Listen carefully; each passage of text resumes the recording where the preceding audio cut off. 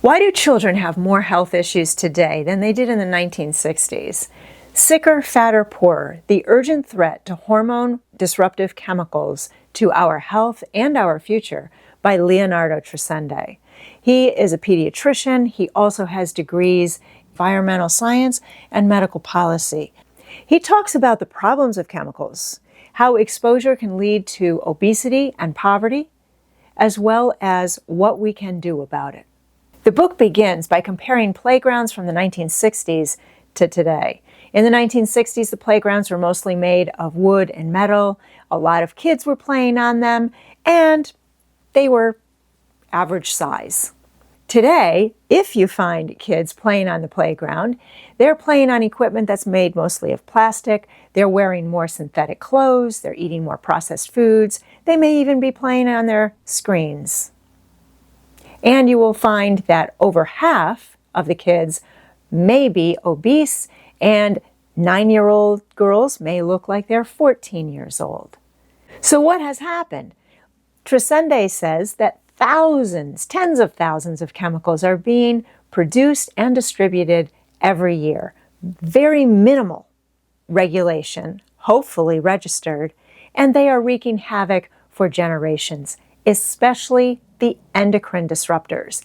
Endocrine means hormone. Hormones tell our body messages of what to do. So if you have something disrupting that, it's going to cause problems. Diseases of the brain, central nervous system, and reproductive system are linked to pesticides, flame retardants, plasticizers, and BPA. Increases in autism, diabetes, and obesity are directly linked to our food supply, household furniture and appliances, as well as cosmetics. How does this lead to lower income? Chemicals that negatively affect the brain tend to lower IQ scores. And if we look back a few years when we had much higher levels of lead in our environment, people's IQ scores dropped by 5 points. Now, if you were over 100, you may not have noticed too much of a difference. However, it pushed 25% of the population below the IQ score of 70, which is the basic functional level you need in order to work a job. 60,000 children were pushed below the IQ score of 70, meaning that when they would get out of school, most likely they would not be able to support themselves by working a job. So they'd be earning less, and they may have more medical costs. This is all going to cost the country more. Wouldn't you think that the country would want to have healthy citizens to be able to support themselves? And this is one of the concerns that Trasende questions. Why is the profit of big business taking precedence over citizen safety? Quote, doing nothing costs the public more than if we invested in safer products. So if the government and the businesses aren't going to be concerned about our safety, then we need to learn ways to reduce our exposure to these chemicals. Trasende starts by telling us that we need to avoid the terrible 12 or the dirty dozen. This is the produce that has the highest amounts of pesticide.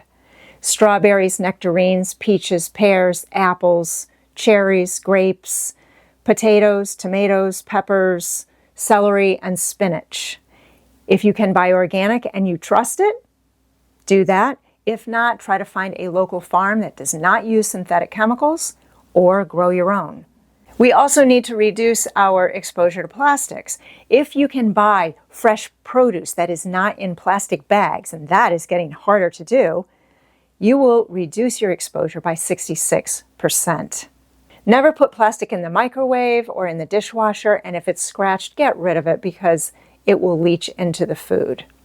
Number 3, we want to avoid BPA. BPA is the toxin in the plastic lining of cans. Now, you will also see food cans that say BPA free. However, the companies then replace BPA with BPF or BPS, which is just as toxic. And this is a perfect example of companies being more concerned with profit than with human health. Other places where you're going to find BPA, plastics number 3, 6, and 7, dental sealants, and thermal receipts that you get from the grocery store, the gas station, or the library. Number 4, you want to avoid flame retardants. And a lot of this is going to be with upholstery. If you have exposed foam, repair it, cover it. And if you can, buy things that are made from natural products. And number 5, open up the windows. Air the house out. Even though the air outside is polluted, it is more polluted on the inside. And the dust in our homes from carpet, furniture, and electronic devices all contain microplastics and endocrine disruptors. And the kids are the ones that are playing on the floor the most. So if you have a HEPA filter on your vacuum cleaner, that is great. If you don't, use a wet mop. Sicker, Fatter, Poorer by Leonardo Trasende is well researched, has a lot of detail, and is very important. Thanks for watching, keep reading, and have a great week.